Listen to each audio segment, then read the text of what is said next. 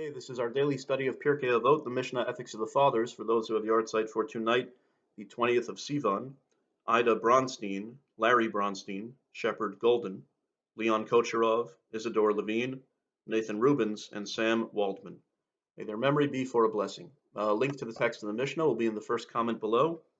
Chapter 3, Mishnah 15. We're in the statements of the great sage Rabbi Akiva, one of the most important rabbis who ever lived, and you see that his statements really are fundamental to Jewish thought.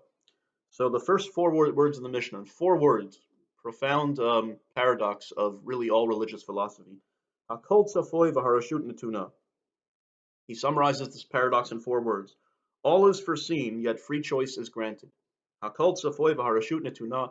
All is foreseen, and yet free choice is granted. Such a pithy way to put this paradox that the religious thinkers have spent so much time poring over. God knows what you're going to choose, and yet you still have free choice.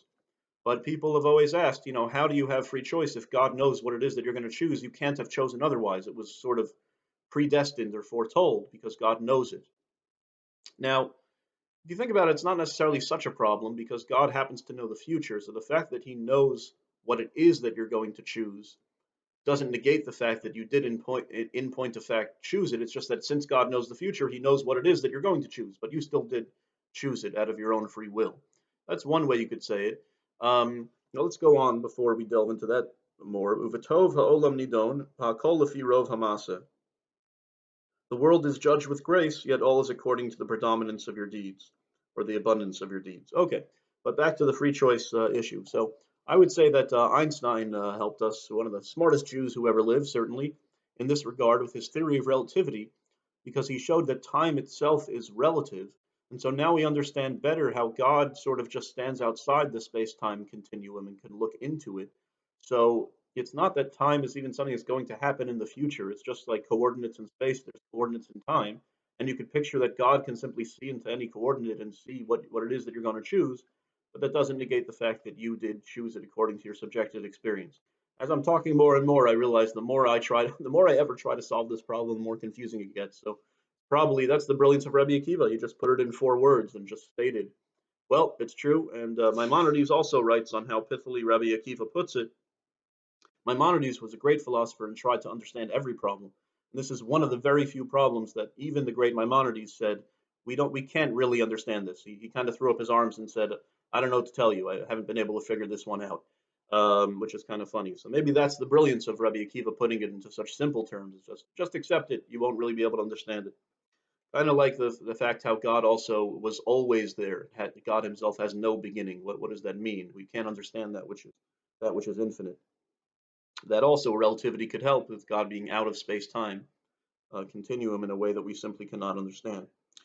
Okay, but Maimonides also discusses the problem of, yesterday we discussed another statement of Rabbi Akiva that's relevant to this, that the Torah is the blueprint for the world. The Torah came first and then was the universe.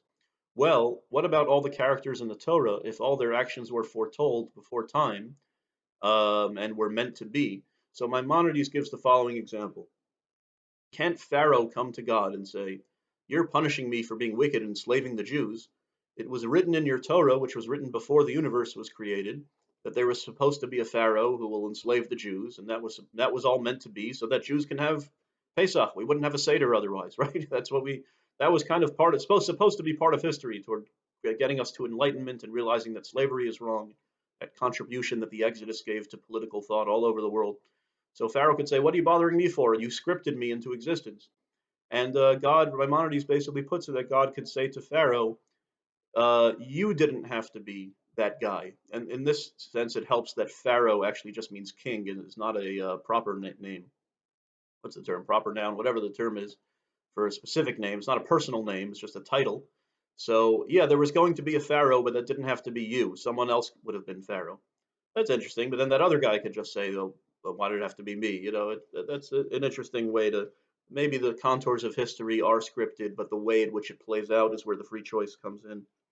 Once again, a lot to be said and never entirely satisfactory. Okay, but going on, the world is judged according to grace, but everything's according to the abundance of the deeds. So that means that God, we are instructed in Pirkei Avot to err on the side of judging someone favorably. And God, in that sense, we're emulating God because God gives us a lot of grace and a lot of patience, more than we deserve. There are these two qualities in the world. There's din, there's strict justice, and then there's rachamim that the rabbis famously talk about. There's mercy. And if the world were judged according to strict justice, God would strike us all with lightning dead every day because we're all so flawed. We rely on grace, that God is a compassionate parent, just like a parent is to their children. That's what we say on the high holidays. Terachem av albanim, just like a parent is compassionate to their children. Kain terachemenu, we say after we blow the shofar. So should you be compassionate to us. We throw ourselves to your mercy.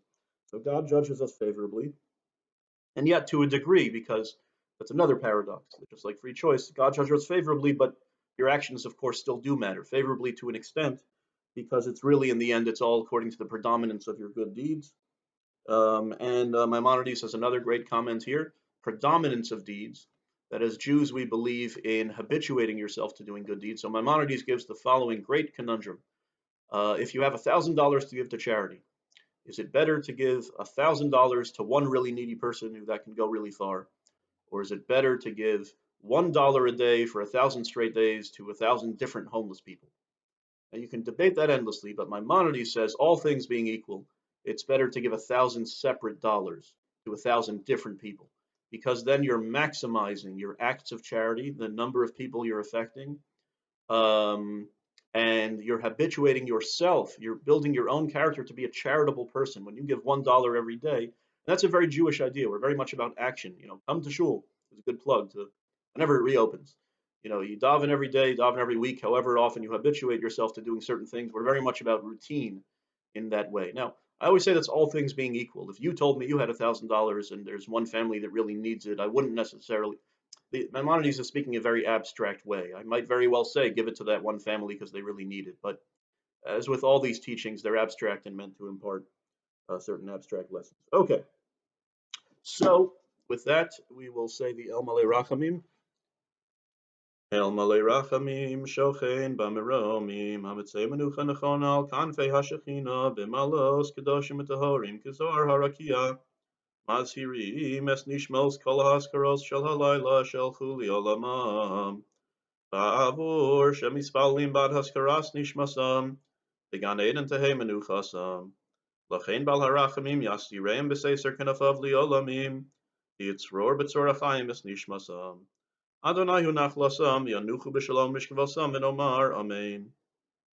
And in English, O God, full of mercy, who dwells on high, grant proper rest on the wings of the divine presence, in the lofty levels of the holy and pure, who shine like the glow of the firmament, for the souls of Ida Bronstein, Larry Bronstein, Shepard Golden, Leon Kocherov, Isidore Levine, Nathan Rubens, and Sam Waldman, in whose memory we study and pray. May their resting place be in the Garden of Eden. Therefore may the Master of Mercy shelter them in the shelter of his wings for eternity. May he bind their soul in the bond of life. Hashem is their heritage. May they rest in peace. And let us say Amen.